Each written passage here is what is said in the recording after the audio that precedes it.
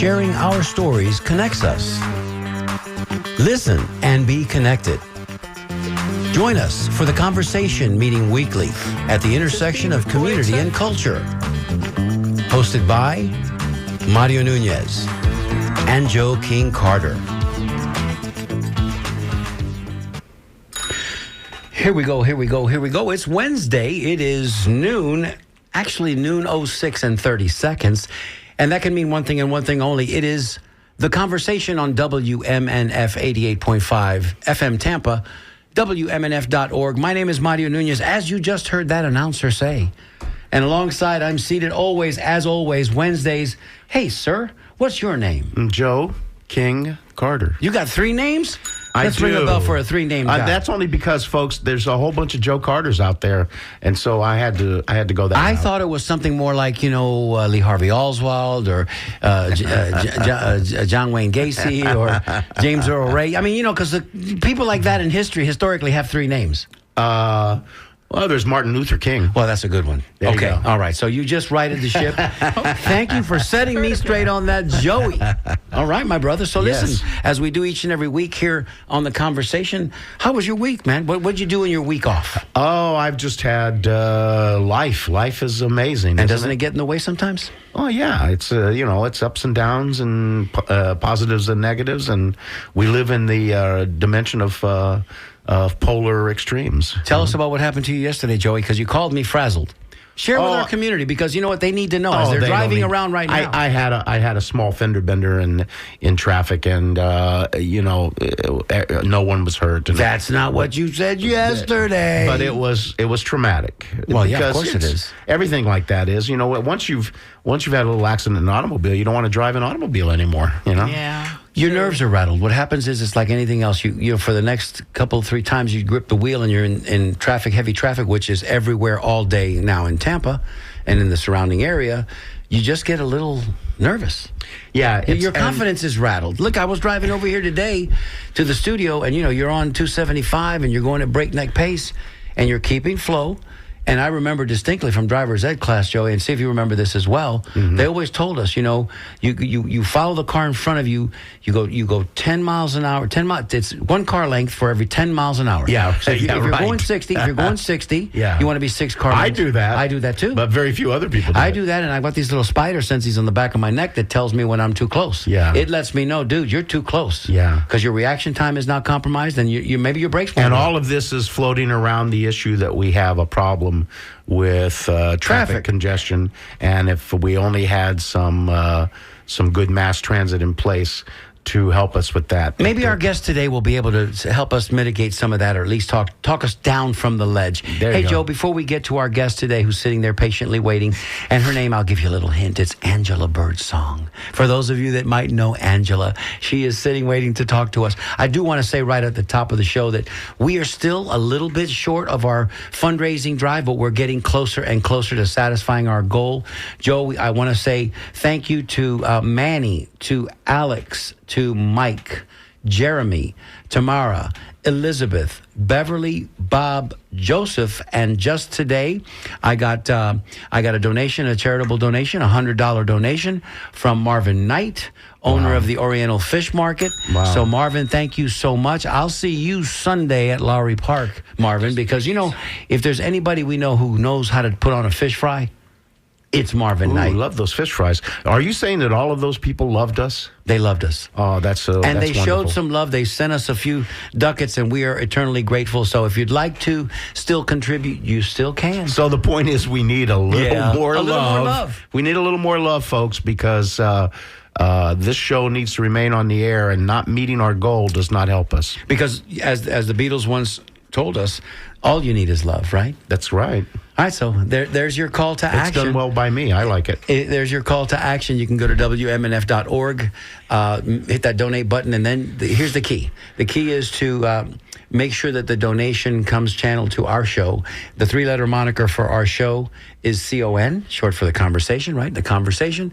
So make a donation. We appreciate you so much. Hey, Any Joe, small amount at this point will make a difference in any number at all. we're So, right there. We're right there. We can see the finish line. yeah, we just got to need get it. there. We need it. Thank you. So, Joe, who's sitting next to you right there in studio with us today? Well, we have the wonderful Miss Angela Birdsong. Mm-hmm. That's a great last name, by Isn't the way. it? I'm a little envious. It's very cool. Birdsong. Yes. Songbird. That's right. So, Angela, you already are known by some in the community, but they may not know you in a real personal way. So we do this here on The Conversation. Let's talk a little bit about where you grew up and how you grew up in that situation. Okay. Yeah. Well, I am actually a native New Yorker. She's a native New Yorker. Born and raised. All right. Yes. We love that song. My family immigrated from the Caribbean and South America into New York City. My father was born on the island of Barbados. There it is. Oh, yes. There it is. And my mother's side is from the country of Guyana. So the Yes. northern rim of South America. That's right. Caribbean Queen. And they That's what speak you English is. there. It's the only English-speaking country in South America because it was taken over by the British. Yes. Right. Yeah, so when I was growing up as a child, we still referred to it as BG or British Guyana. British Guyana. There was Yes. British Honduras as well. There was a Dutch Guyana, which is now Suriname. There you go. And a French Guyana, which is still French, which is still owned by the French. Wow. Pretty amazing when you study the history. Wherever the what do I want to say, the dominant group at the time, wherever they sailed and they planted their flag. Colonialization. Yeah, That's well, right. that's a whole nother Yes. conversation. But And- Angela, yes. we don't mind talking about that if you want to get into that after we determine your personal narrative. So you grew up in these are the beginnings of your parents' large family, small family that you grew up in? One thing I do miss about not being in New York, I did have a lot of extended family members, which unfortunately I'm not as in touch with as I was before. But I had an aunt who lived to 100. My mother's going to be 100 in August. So a great there's gene lot pool. of, That's a great gene nieces, pool. nephews, yeah. My father was a police officer in Barbados. He served for the British. Okay. And then he came here and met my mom, fell in love. As one does. He brought his daughter with him. So I have an older sister who was born and raised in Barbados till the age of 10. And then he ended up at the Federal Reserve Bank of New York. Oh, okay. Yeah, so he retired from the Fed. Oh, interesting. Yes. Yeah. And so you had, how many siblings then did you have? So I actually have a brother, unfortunately, who passed away. We adopted a child because we were a foster care family, and we took in foster care children. So one became my sister, and then my older sister that I told you about. Says a little bit about the family dynamic and the heart What's that's beating one in your more? chest. Yeah. What's one more? And of course, open Yes, to the possibilities. open. That's Yeah. right. And my mother never worked, so that was her job, taking care of children. Oh, Yes. cool. Big job back then. Yeah. That's right. Yeah. And we all chipped in on Big that. job today too. That's right. And so she has a great laugh, doesn't she? Yes, she does. So what neighborhood did you actually grow up in? Is it Corona, Queens. I was actually born in Bed-Stuy. I have some, a little memory of Bed-Stuy, Brooklyn. Wow. Yeah. Brooklyn. Yeah, and then we moved to Corona, Queens at the age of 9, about third grade. Yeah, and I stayed in that home. It was my grandparents' home. Yeah, my mother was actually born in Harlem. Come on now. Back in the day, Come with on now. W.E.B. Du Bois Du Bois, was running yeah. around, Early Cotton Club days? Harlem, Renaissance, Harlem Days, Cotton Cotton Club. Club, all that. All the fun stuff. All the fun stuff was going on. Nice. Yeah. People wanted to go there and be there because it People was wanted to be very in hip. Harlem. Yeah, you Yeah. bet you. So there it is. So Paul Simon would say you're the queen of Corona, right? That's right. Love that. Joey, there's your bell ring. Listen, for those of you that have already heard the bell ring several times, you know if you've listened to this show with any frequency, we ring that bell whenever there's something that's, of note that we need you to pay attention to. Yeah. I'm going to say this. When you were thinking Queen of Corona, Joey was already turning around, looking at the bell going, give me that bell, son. Give me I that call bell. myself the Caribbean Queen. I like that Caribbean too. Queen. Billy That's Ocean, nice. right? That's Billy nice. Ocean, that's I right. saw him Yeah. in a record store one day. Tell me about Really? we talked about this with other folks that have we've interviewed that have been from New York and had spent time in New York. So you were very familiar with the stoop, as it were, right? Your apartment building must have had that stair that led to the street. Well, you know what? I actually never lived in a brownstone. Okay. My sister did, though, Okay. because she married a guy whose parents gave them the brownstone when they got married Lucky in them. Bed-Stuy. Lucky so they them. actually had the stoop. How much is that property worth today? Oh my gosh! Yeah, if you could. They left. Yeah. They went to Texas, and now they're in Los Angeles. But, and believe it or not, I don't want to fast forward too much. When I did live in a brownstone, that was after I got married. But I did go to college. I went to Ithaca College, upstate New York. I majored in communications, Absolutely. TV, and radio. Absolutely. Then I went straight into working for a satellite news channel. I worked behind In the the early scenes days of satellite news. In satellite news, that's right. Our big competitor was CNN, and ours was owned by Group W and ABC. Wow. Yes, and so I did that, and then I went on to Lifetime Cable, and then I went on to my best job of my life was working for Black Enterprise Magazine. Come on With now. Earl Graves, Wow. big millionaire. Yeah, Yeah. Black Enterprise and Jet Black were the En- two Oh, yeah, magazines of note yeah. for the African American community. Yeah, so that was a great experience. I ended up, at that point, I married a recording artist named Edwin Birdsong. Wow. Yes. Angela, we're finding out so much about you. Yes. Yeah, his cousin Cindy was one of the Supremes. Come on. This Yes. bell's going to get a workout today. Yeah, and that is actually an American Indian name. Okay. Because, the enemy of my enemy is my friend. So black people were catching hell, and so were Native Americans. So you did find that combination of black and Native Of course. American. Yes, Yeah. yes. Yeah, yes. absolutely. So that's a little history lesson there. So Edwin Birdsong was a musician, singer? Yes, he was. He went to Juilliard. He was a great keyboard player, and his best friend in the whole world was Stevie Wonder. Oh, come on. Listen, wait. And if Yeah, I so had that's known that, my Angela, I son's would have asked godfather. you to let's get Stevie on the show. I'm just saying. It takes a lot I'm to gonna, move Stevie Wonder. I'm going to say, Angela, Takes just a lot. move on down the couch because Stevie's in town. That is such a great story, though. Yes, Did you ever? Were yes. you ever in his company or in his presence? Yes, did I you? was. Come on, okay. All the Don't bury the time. lead, Angela. All the Don't time. bury the lead. I remember What was one Stevie time, like? I was in the store. Mm-hmm. They love to always buy. Musicians always want to buy more keyboards, more Yeah. stuff, right? So we're in the store with my ex-husband, Stevie Wonder, and me. And someone says, "Hey, look, there's Stevie Wonder and Diana Ross." No, get out of town. That was Wow. amazing. That's amazing. That must have been pretty Oh, cool. wow. Yeah, he's a great guy. Great personality. If you ever watch Carpool Karaoke Yeah, with love Stevie it. Wonder, Love that it. is his whole personality. There Right. you go. Right. Yeah. Yeah, there you go. He's all personality. And the straw that stirs the drink, as they say, and I'm sure he's suffering like a lot of us are. That Quincy Jones is no longer with us because Quincy True. gave us so much, and he and Yeah. Stevie were intertwined too for many years. And I want to tell you something. The person that he dearly loved was a man named Martin Luther King. Mm-hmm. They were very good friends. Mm-hmm. And when Martin Luther King was killed, he really took that very, very hard. And, he fought and fought until Martin Luther King's birthday became a holiday. Yes. Yes. It was a personal thing for him. Yes. I have read that before too, and Yeah. it's an amazing his support for that. Yeah, what a great. That was a friend of his. Yeah. Just killed like that in cold blood. Yeah, Yeah. absolutely. He never got over it. Not good. And also, Stevie Wonder is in my personal songbook musical world is right at the top of the heap. I mean, he's like one of the greatest. He's a triple threat. geniuses. He can sing. He can he's play. amazing. He can, yeah, yes, yeah, he's yes, amazing. Yes. And your ex-husband Birdsong, what kind of music was he involved? R&B. R&B. R&B, Because yeah. I think that name is now familiar to me. I've been trying But to you think. can look up his catalog. But the interesting thing about it is that Kanye West took one of his songs, recorded over that track, got a Grammy. So my ex-husband died as a Grammy Award winner. Wow. Yes. Wow, what an amazing story. That's amazing.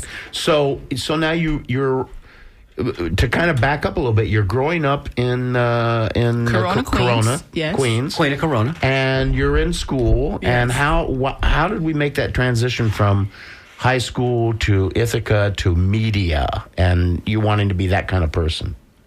involved. Was that something that was always on your radar? Did you see somebody that inspired you on TV and or heard somebody on radio? I always wanted to be a singer, really. I always wanted to be in show business. Hence, marrying a musician, hence being around musicians. I met Edwin Birdsong in the recording studio. What was you doing? Back up. What were you doing? And he Studio says, musician? I'm working on some tracks with Stevie Wonder. Oh, stop. He played you, girl. He played you, Angela. And you said, sure, yeah, you know Stevie Wonder. And then Stevie comes walking through the door. The funny thing about it is, he says, you know what? Can I have your phone number? I said, well, I don't really know you like that. Not a problem. So I get in my car. I go home. I hear something on my window. Bang, bang, some rocks. He said, well, I know where you live now. You may as well give me your number. Oh, Mr. wow. Birdsong. Follow me home. Mr. Birdsong. Yeah, well. Determination. The rest was history, right? Yeah. We ended up with one child who turned out really well. He's a vice president of the bank, SBA lender. So There you go. Very good. Yeah. Wow. Is he here with you in Tampa? he is, and yes, he is. Yes, he is. Excellent. Yeah. So you were in the studio because you were working? I really wanted to be a singer. That's what's Yes. my real ambition. Where'd you get your voice lessons? Actually, You have to have some natural talent, obviously. No, I Angela. actually studied voice in Ithaca College. Okay. Yes, and then I had a private teacher. She was a really good teacher because she warmed up Bernadette Peters, Cher.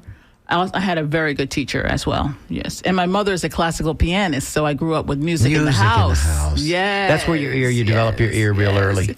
And now you can see me at Temple Terrace United Methodist as part of their praise team on Sunday mornings at 10:30 a.m. I see. Well. You need to go over there, Mario. Well. We had no idea who was sitting down with us today. Yeah, really. Yeah. And isn't that But fun, really, Joe? that was a compromise with my parents to get a degree in communications. Ah, All right, you okay, see? and a minor in music. Oh. They wanted to yes. make sure you had maybe Yes, a fallback I had position. Caribbean parents, remember? Yeah. They weren't playing that game. No. Show business. No. Not so much. Yeah. Not so much. How are we going to make a living doing How are we that? going to make a living doing that? Yeah. You better But get follow- a real degree, But man. you got to follow your heart. You know how that goes. I'm glad I followed their advice. Yeah. Okay.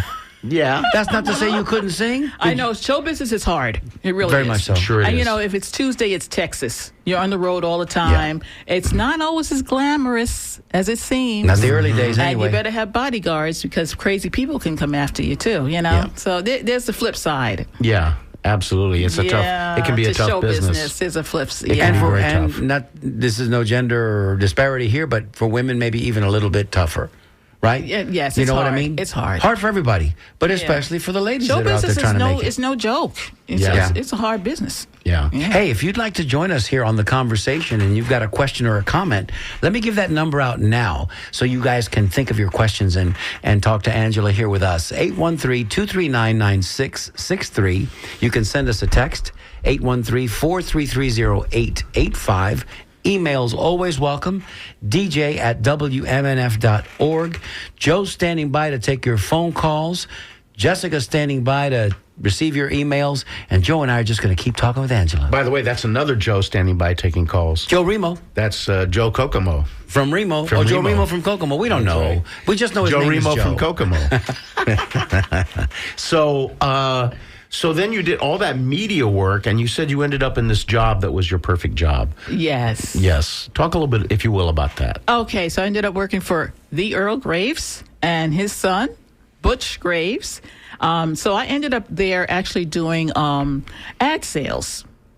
Great entry-level position. Could be lucrative. And I absolutely loved it. Learn the business. And of course, some great people came by. Ozzie Davis, Spike Lee.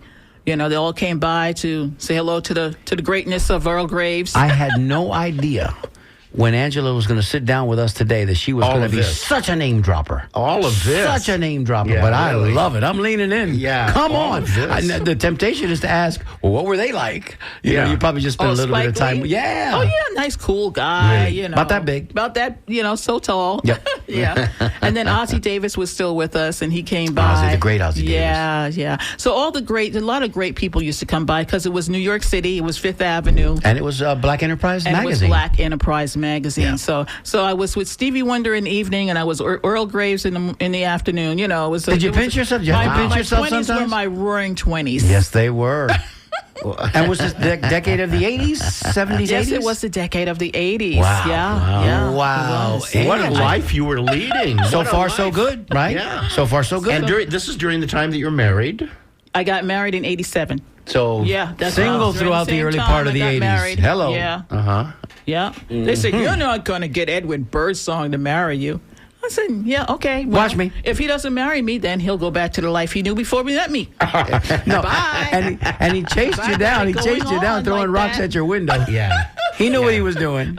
Yeah, absolutely. So that when did you leave that behind? Okay, so what happened was I got pregnant, okay, had a baby, and my mother said, well, you'll know who you're married to when you have children. All right, so this was not working out. He was kind of like a musician, no steady paycheck, and I ran home to my parents in Tampa, Florida. Okay, they had made their way here from New They York, had from New York. My father retired from the Federal Reserve Bank of New York. as you said. Sure. And retired to Florida, which is very close to the Bajan, Barbados, right? Yes, yes. It wasn't. He didn't go back to the Caribbean, but he went to He wanted warmer steamy, climates. humid, subtropical There you Florida. go. Yeah, There I you go. moved out of New York, Yeah. and so that's how I ended up here, following them here. Well, good on your And parents. my younger sister was still with them. Yeah. Because we'll get to the part where you're working now as the president of the Democratic Hillsborough yeah. County, I say Democratic Hispanic Black Caucus. Caucus. Yeah. But the reality is, all of that you had experienced prior to, Yes. kind of led you to your leadership It role. helps and me. It helps me. Yes. And you've been Yes. in leadership in our community for a good little while. So when did you come to Tampa? So I came to Tampa in 1990 with a 3-month-old. Wow. Yes. wowie, Is that wow, wow. 35 years ago? Wow. Mercy, it goes fast. It goes Angela goes super fast. Yeah. So what were your first impressions of our fair city? Had Hard you been here hard before? to make a living, but Okay. beautiful weather. Okay. Because Yeah, you had come it from was New a York. struggle. It was a struggle. Sure. Yeah, finding my footing. I went through several jobs. I did end up at the Tampa Tribune for a little while. Okay. Yes. And ad sales there? And ad sales there. Okay. And then I went into radio sales. It was called, and I did talk radio and news talk and sports talk radio. Was that WFLA? That was not FLA. It was Genesis Communications. Okay. Small group of stations, only 5. Yeah, and I worked there. And then I went into actually commercial real estate for a little while. I could see you being successful in that market Yeah, as well. Yeah, Great communication I didn't skills. really love it. I didn't really No. love it. Right. Yeah. And then I ended up in the funeral business.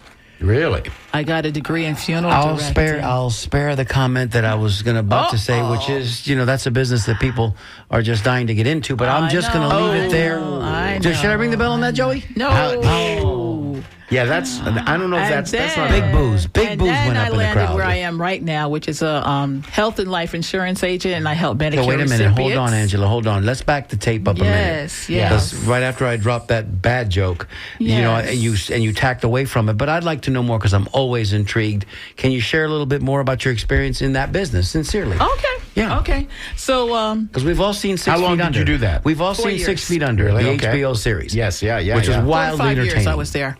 Believe it or not, I always would sing, and I would sing occasionally for funerals. Really? Okay. Now, what you don't realize is that if that loved one is not attached to you, you're not in grief. So Right. the sound comes out No, differently so from what your I'm body. saying is that if you're working at a funeral home, you are not in grief. But the people love you. You get a lot of love 'Cause from they're the in people grief. because it's the worst day of their lives. Correct. And they appreciate you being there. Supporting them. Yes. Yes. So it's a business where you get a lot of love. People are so happy that you're there for them when they really need you. Another fellow empath, Joey. Yeah, absolutely. They always gravitate towards us. Have you noticed? yeah, Most of the absolutely. people, I'd say a wild majority of the percentage of the people that we've interviewed have kind of at some point revealed to us that they have that empathic gene. Or maybe it's just that the human story is more about empathy than we realize. Maybe that's what it that's is. a great point. That's a great point. People get in here and they start talking about how they've helped others, how they've sensed others' grief, how they've sensed others' pain. And I think that that's a very human thing. In And fact, believe it or not, funeral directors come up on the happiness scale as some of the happiest people. really. Yeah, because Interesting.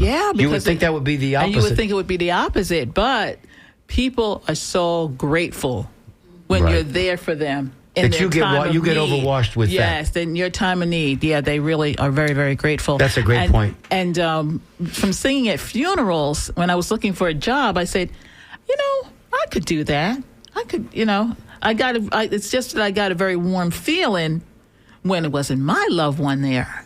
Right. Right. You had that healthy separation, so you could, Yes. without losing your voice, because I can't even imagine if you had to express that in a song and you're grieving. How do you overcome that? Yeah. How do you sing So through I that? ended up working in the funeral home doing what they call pre-need arrangements. So you help the family arrange things Correct. prior to someone passing away. Correct. And then when they passed away, I would help them with the Facilitate everything. facilitate everything and the grave spaces and things and Right, things right. like that. And then I decided to, maybe I could become a funeral director. So I did go to school for funeral directing, but then they told me, well, you have to go a whole year as an intern and make like no money. And I'm like, no, I can't do that. Have we ever determined, Joey, who came up with that whole concept of the intern program? I mean, why can't you pay an intern? It's the same argument that why come we can't pay college athletes? Right. You know what I mean? Now we can through Yeah. the NIL. Right, Now with right. their images Right. and their likenesses Yes. and their names. But for all those years, those young athletes, men and women, were out there giving their all, man, laying it on the And line. some of their families were very poor, too. Thank you, and getting no compensation for it. So I think that we're trying to. I think to make it historically, right now. I think historically, interns were created without pay because it was a way of testing your commitment, and it was a way of saying, Well, we're giving it was you a rite of experience. passage. Experience. You can Yeah. put it on your resume. Yeah. Right. But But nowadays, you're starving in the I meantime. don't even know how you could do it nowadays. You can't. Yeah. I don't think you can. Yeah. I don't think you can. Hey, let's remind everybody who we are Okay. here at WMNF. Hi, I'm Rena, and you're listening to The Conversation with Mario Nunez and Joe King Carter on WMNF 88.5 Tampa. Wow, Beautiful, Rena. silky smooth Rena. Rena, she has the voice. She has such an amazing Yeah. voice. Rena is one of our programmers here at WMNF. okay, And okay. You couldn't find a more professional radio narration voice than that. Well, we're going to put Angela Birdsong to the test because she's going to record She'll do one. it. She'll do it. record one for us, and we'll see. We'll put them up We'll see. against one Okay. another. Once again, if you'd like to join us and you have a question or a comment, 813-239-9663. Email dj@wmnf.org. And you know what I like about that story that you just shared is that I think that probably a lot of people that are not connected to the funeral business, and there is a business It's a side. business. And obviously everything is a business, unfortunately or Yeah, fortunately in it our is. culture. So the point is, I think some people think that maybe funeral parlors and funeral directors are a little predatory and they're trying to make a buck and they're not sincere. And I think that obviously that could certainly be out there. That's the way it's portrayed often in comedies and film, right? That the funeral director 6 Feet Under, the HBO series. Yeah, exactly. I think it's really nice that you shared that you felt like you're helping people in that process and Yeah. giving them something they need. And their Yes, moment of biggest yes. need, right, Angela? True. A good funeral director, really knows how to deal with families, because they know that they're in grief, and grief is real. And it's devastating. And it's devastating. It's devastating. Yeah. It's So all- after that, I left the funeral profession and went to a place called Banker's Life in Colonial Penn, and that name sounds became familiar. a Medicare agent, Oh, really? dealing a lot with seniors, which was very similar from when I was in the funeral business, because we used to do dinners with seniors and encourage them to do their pre-need. So now I was able to help them with Medicare, life insurance, long-term care, annuities, critical illness. So I loved it. It gave me this whole diverse portfolio of products I could offer people, and I've been doing that for 11 years, almost 11 years. Wow. And take it on good account. She's very talented. All of her life's experiences that have brought her to where she is today is also part and parcel to her experience with helping people. I love it. Yeah. Yes. Yeah. And So, my father being a police officer, he believed in service. service Yeah. and a sense of right and wrong, a good, healthy sense of right and wrong. So, Angela, that was the experience I had when you helped me navigate some of those waters as well. With your parents. And how old are your parents I now? thank you so much for that. Dad is 96, closing in every day on 97. Mom is 94, soon to be 95. So, wow. You know, and my mom's going to be 100 in August, so these guys are hanging in there. almost 77 years. April 10th will be 77 years married. I don't know how they've done it. Well, we lovingly say that a couple of things have to happen. First of all, you've got to start early, right? I mean, they got married at 20 and 18, so you've got to start real young. Number two, you have to live a long life. You've got to avoid illness and accident and calamity. You've got to survive. Essentially, you just have to survive. And then the third thing, a little lesser known perhaps, but you've got to avoid being stabbed in the neck in the middle of the night because, I mean, you know, think about it. There's a joke there. You guys are supposed to laugh. Because think about it.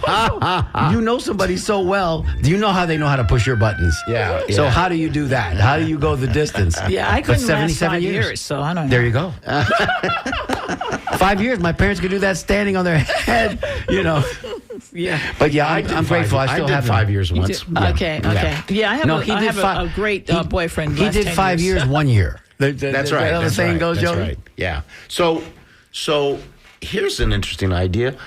Had you been a singer, you might not have been somebody who was dedicated to service to others the way you are today. Think of that. Maybe. Although, you know, some of those celebrities do a lot of charitable work. charitable work. Yes. Yeah, yes, sure. They do. They do. Because that would have been during the time right after We Are the And World, too. athletes, Think about that. And That's true. athletes, Well, that's true. They give up their time and treasure. They do. Yeah. Yeah. So It's an option. Well, it is, but that's also about the good upbringing at home. That's the stuff that you get from the house. So while you have been doing this, which you are currently still doing, Yes. you I have a black job. you became involved in the political life of Tampa. Yes, I did.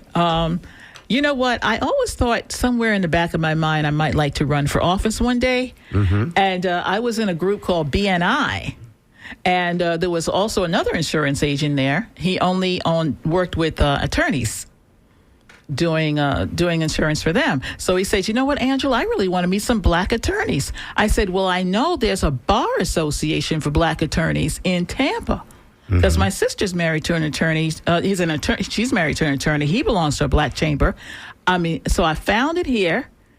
George Edgecombe Bar Association, being headed up by a lady named Fentress Driscoll. She's hot. You know that girl? She's hot. Now a state rep. Yeah, she's very good. Very bright. She said, well, if you want to sponsor one of her events, it's $1,500. He said, oh, that's kind of expensive. Just buy tickets to their next dinner.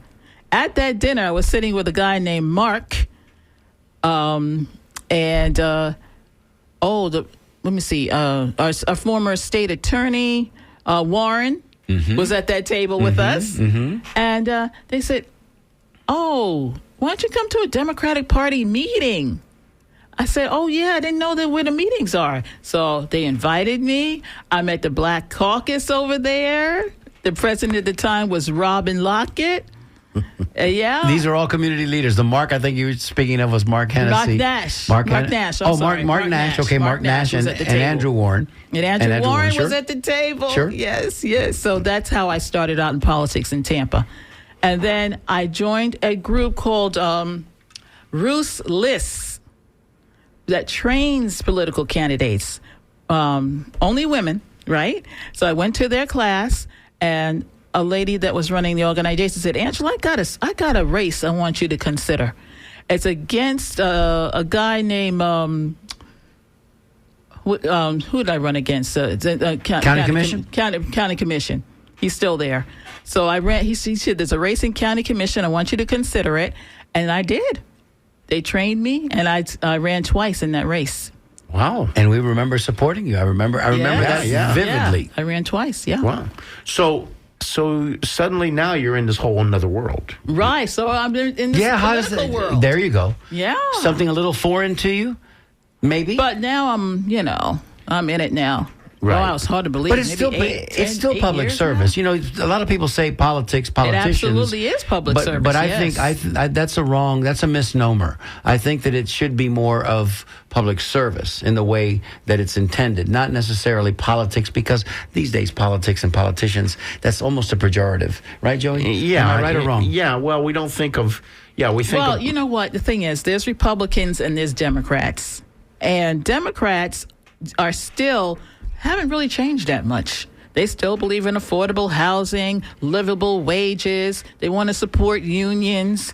And then you got the other side that is off the reservation. Oh, they've completely lost their direction.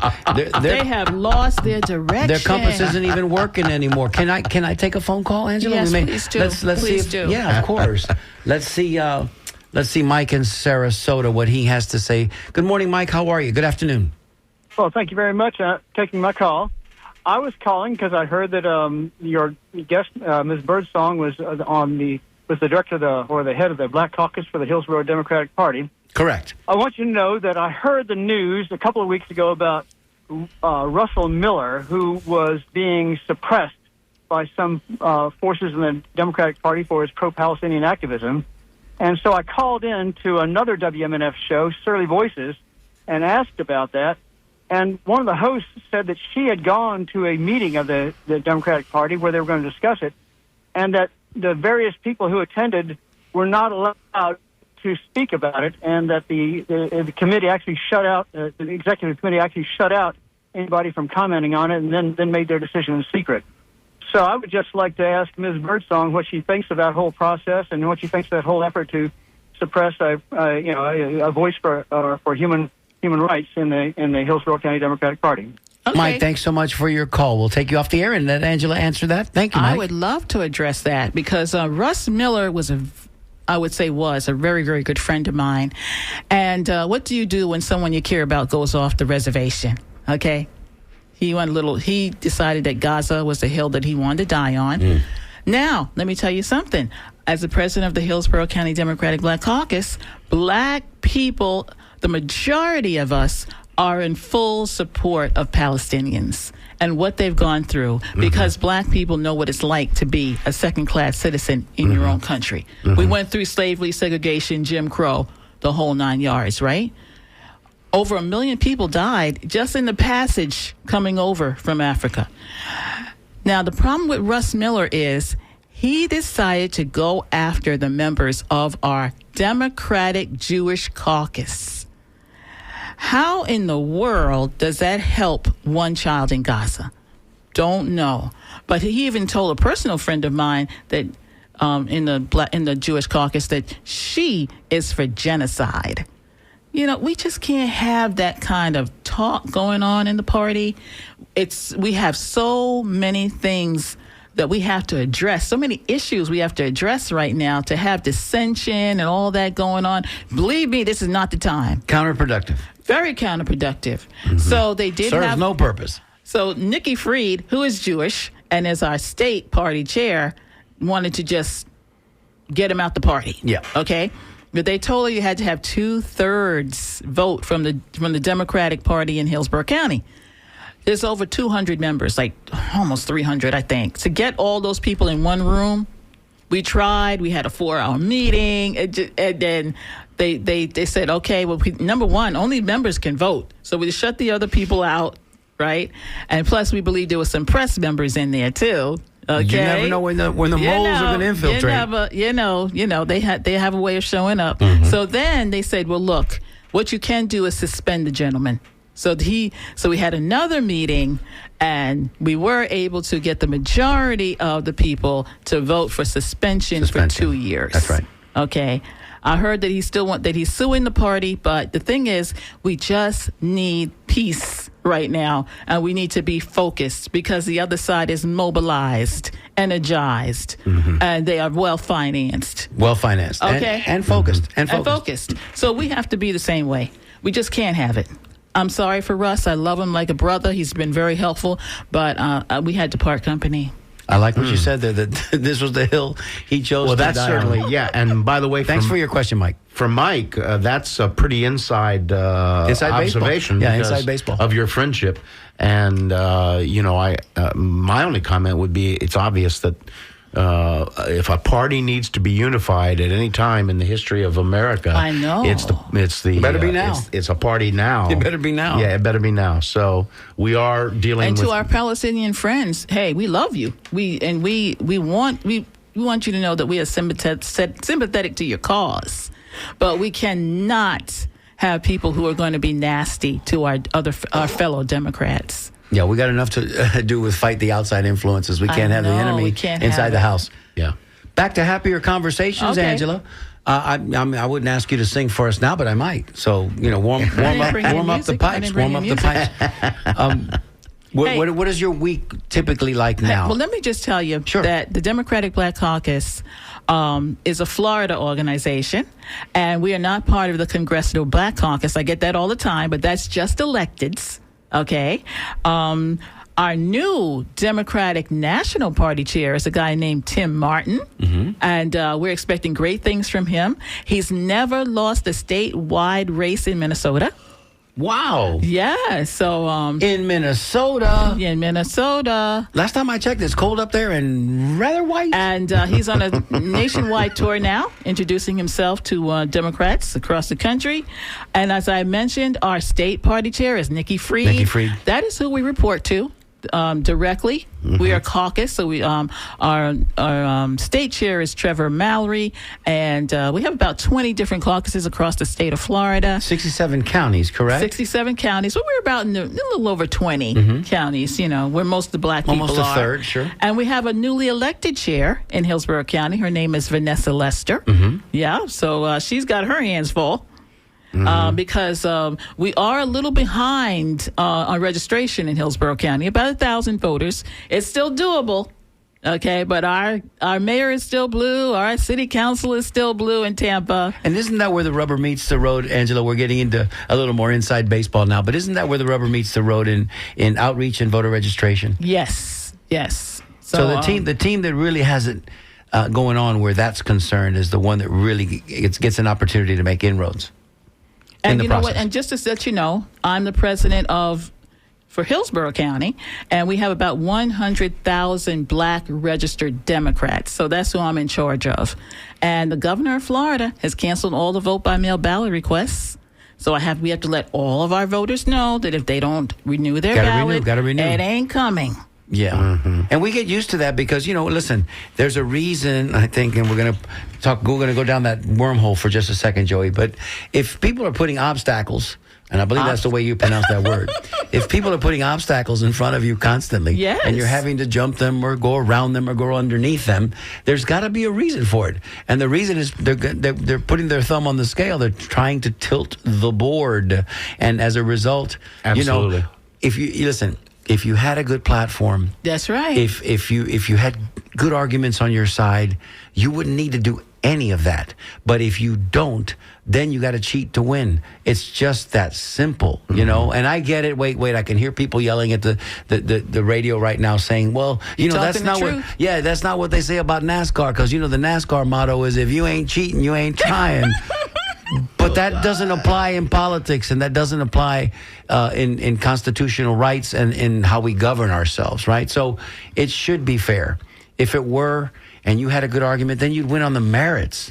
Joey, that's not what's happening right now. I would put it more like, well, my response to that would be this. If you don't want open, fair, easy voting, easy registration that allows everyone in a democracy to participate, then you are a fascist or an authoritarian, or you Well, are you're headed down that dictator. road. You're Yes, heading you down are. that road. Yeah. I mean, why would you not want You're on that bus. everyone to make a contributing decision to the voting process? And so, yeah, you can say, they want to stack it for these various reasons. We've had all of these redistricting and rerouting of districts and gerrymandering, all these things that have gone on for years and years. We've had hanging chads. We've had all this stuff. The point really is that if you are truly a believer of democracy, then you want to make voting accessible to everybody. I want to tell you, there's a bill in Tallahassee right now where they want to have absentee voting only. So that means you got to be out of the state or you have to be in a wheelchair, basically. How is that possible?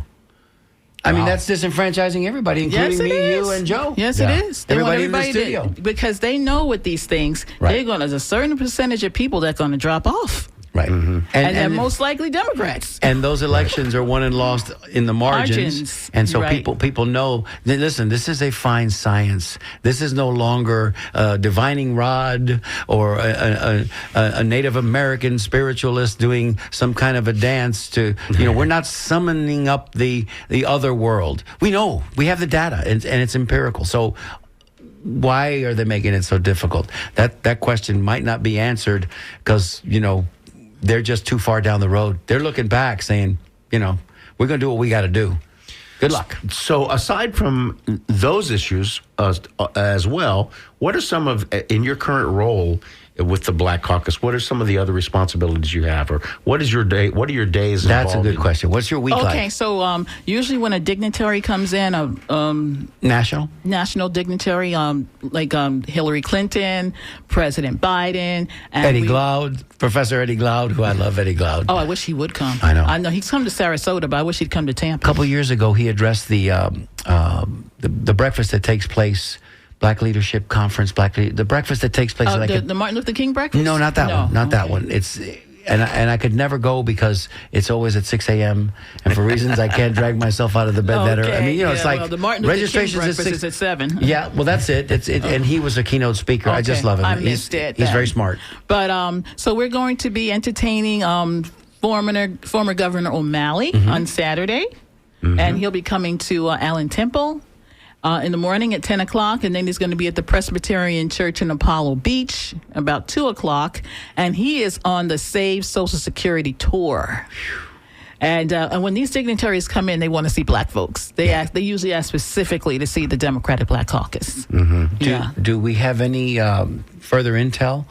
I guess you'll know more after this weekend regarding Medicare, Medicaid, Social Security, and the things they're coming after us. That Mr. Doggy or Doge said that... I believe it's pronounced Doggy. Doggy, yeah. He said that Social Security is a Ponzi scheme. Yeah. Okay. Yeah. Does that tell you what he's thinking about doing? Mm-hmm. He's going after Social Security. He's going after Medicare. He's going after Medicaid. Right now, they already passed a bill in the Congress. I don't think that's going to fly. It hasn't gotten to the Senate yet, but it flew through the Congress, and they said they want to take $800 billion out of Medicaid. Which I don't think it sounds like a big amount. I mean, it sounds like a big amount. It is, but it's going to hurt a lot of poor people in America. That's what it's going to do. 100%, and that's why I say I don't think it's going to fly. I think that people are starting to realize now. I used to think that we had a chance, but our fate is in the hands of Republicans who are scared for their lives. Yeah. Okay? They are really threatening the lives of their family, their children. Okay? It's real. And they have let these crazy people, these criminals out of jail. These people will do whatever Trump says. Didn't that happen back in the early 80s? Didn't Fidel Castro say, you want some of our people? We're going to send them to you right now. Get ready. Here come the Marielitos. That's right. And we got Scarface, the movie, as a result, which was a great movie, by the way. I mean, these people are serious criminals. Sure and they will do whatever Trump tells them to do. No, here we are. Here we are. We have to be mindful. Because we're on the precipice of going down. Joe, you talked about this morning in pre-production before we got on the air. Yes. That there are things that are happening presently that in our lifetime, and we're all plus or minus around the same age, that we've never seen before. No, my absolutely. mother's 100, says she never seen it before, and she lived through World War II. And this is all the more reason, folks, to support WMNF. Through apartheid here in the United States, which is to say Jim Crow. Support WMNF because this is your vote. Yes, this is your voice. This is our voice. Because regardless of what your personal politics may be, and whether your party may be, the changes that are occurring are very, very much a part of authoritarianism, and we should all be very concerned. And they're real. Joey. They're real. We're not making any of this. This is not maybe it's going to happen. And oh, by the way, this is not a drill, as they say. Because sometimes we would get that. This is not a drill. Right. We hear, in grade school, we always knew when the fire drills were coming.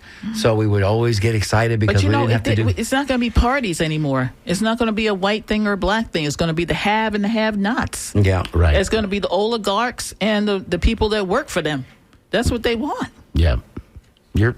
Angela, you couldn't have said that any better. Well, but didn't we study history? Has anybody not studied any kind of history? This doesn't. It's not sustainable. And didn't they tell us about Project 2025? Didn't they say that with all the things they were going to do? They've been telling us all along. But they didn't believe it. They didn't think so. You know why? Because everything that comes out of that man's mouth is not believable. Because he said he didn't know anything about Project 2025. Yeah, no. But his friends, all of his colleagues, all of his cronies, they wrote it.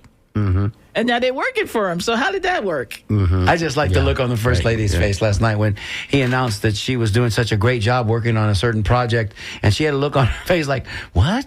What project are you talking about? I'm down in Mar-a-Lago, Chief. I'm not doing anything project-wise. That was beautiful. Yeah, most of his family is kind of tuned out right now. Angela, we've got a few minutes left in show. Okay. Before we get out of here, is there anything else that that you'd like to impart? Well, I want to tell you that we are looking for all Democrats to join us in this fight, in this resistance, especially against the governor of Florida and whoever else they put in his place. I mean, there was an article in the Florida Phoenix that the governor of Florida is the worst governor for black people.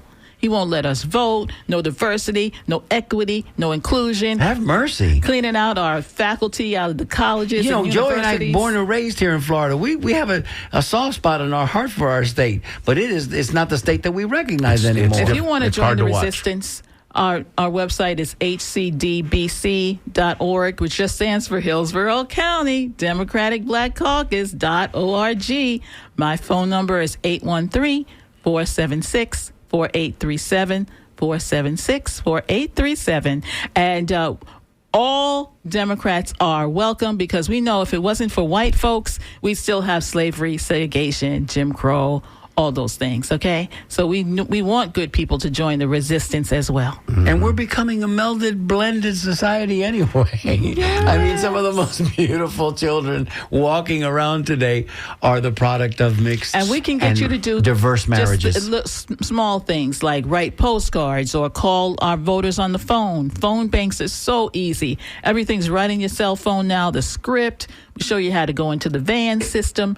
It is so easy. Okay, and then we need to leverage that technology. Use it. Yeah. And then what we're doing now is using QR codes to register people. So on our cards, there's a QR code. It takes them right to the supervisor of elections, and boom, they're in the system.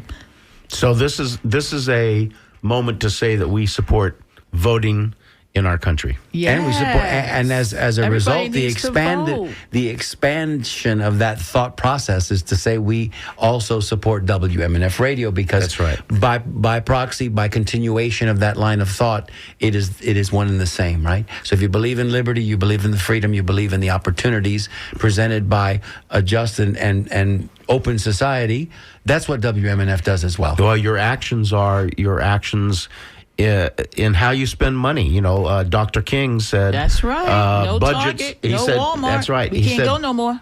Budgets are a moral document. We can't go on Amazon. Yeah, so, that's what and it's about. And he also said there's always the right time to do the right thing. Remember? Amen. Right. Amen. So let's make sure that we all... Just go to the Google machine, type in what you want. Don't go to Amazon. That's right. And also that number I gave you is also good if you're needing assistance with Medicare or Medicaid.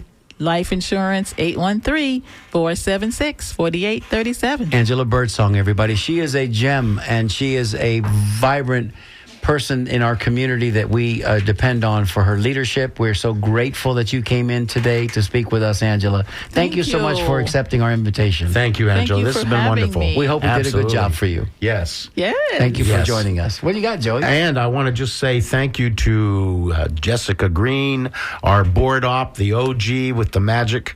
And I also want to say thank you to Joe Remo on the phones, Joe Remo from Kokomo. And then finally, please stay tuned for Jim Bannon. He is the master of musical merriment. We're getting ready to play music for you. Thank you, everybody. We'll see you again next week on the radio, as they say. This is Mario Nunez for Joe King Carter on WMNF Tampa. All right. Didn't that sound good?